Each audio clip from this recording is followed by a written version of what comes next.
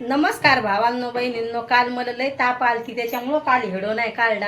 आज पण बरं वाटा ना, पण म्हणलं नको दर दिवस हेडो उडणं चांगलं नाही. भैया म्हणे मम्मी जाऊ दे एक दिवस काय होत नाही.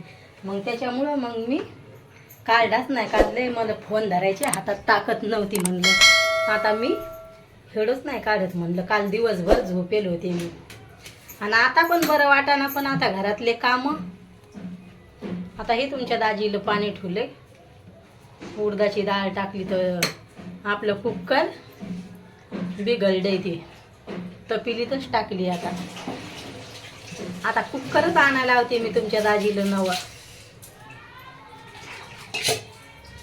हरसू लहान होता तवाचं कुकर होता आपलं. इथल्या दिवस गेलं लय भारी निघलं होतं. हरसू भैया म्हणलं भैया आपला काल पण हेडो बुडाला आणि शॉर्ट हेडो तर टाकत नाही आता एवढे. कधी टाकते कधी नाही.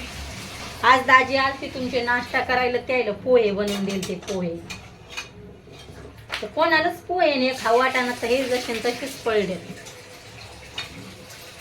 त्याला पण बरं वाटाना. काल तर तिघा मायल्या करायला बरं वाटत नव्हतं आम्हाला.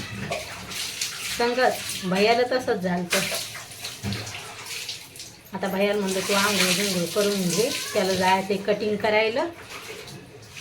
आणि थोडेसे मग आता आज आरामानच स्वयंपाक करीन. आज रविवारी. आता भैयाचा नाश्ता झालाय. भैयानं आणला होता चिवडा तर त्याचा नाश्ता गिष्टा झालाय. आता हे पाण्यावाले दादा गावाला जायले काय माहित कधी येतात. नाही तर मग सांगावं लागेल या दोघायला पाणी आणायचं. हरसू जातोय तुमच्या दाजी सोबत. मग जाशील ना भैया? हा त्यो मित्राला घेऊनच जातोय. आता त्याची गाडी बिघडली होती भैयाची तर नीट केली. म्हणजे गाडी चालू असली तर भैया कुठं पण जातोय. जाय म्हणलं तर एवढं टेन्शनच नाही. असा करतोय भैया. मग सामायनं पण सकाळपासून 2दा-3दा गेलाय. ते जिरं संपलं होतं तर जिरं आणायला गेला. पोहे आणून दिले.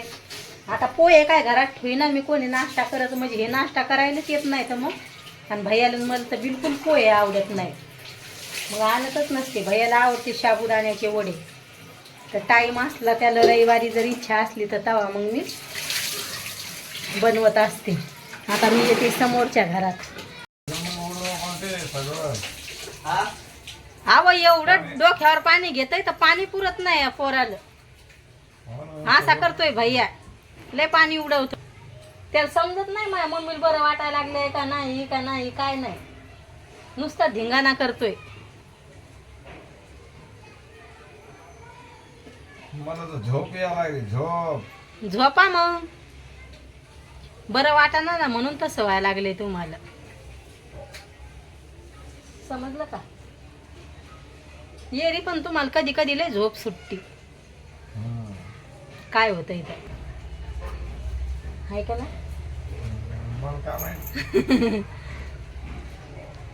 ती म्हणे मग नाश्ता बनवून दे वैसू पटकन. मग गडबडीत ध्यान नाही राहिलं मला.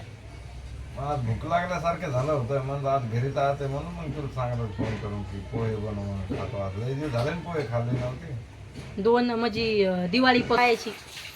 बाय भावांनो बहिणींनो. भेटते उद्याच्या हेडो मध्ये.